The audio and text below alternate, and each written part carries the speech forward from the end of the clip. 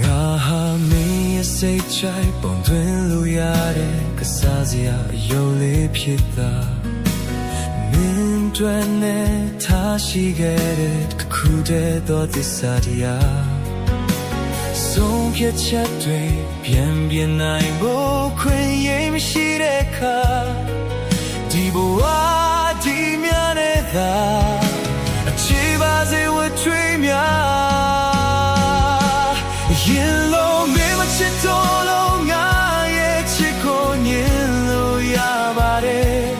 ငါဟာမင်းရဲ့ဝေကတဲ့စိတ်လေးသာငိမ်မောချီနေမယ်ဒီနေ့တော့မင်းတွေ့တော့ခံဖို့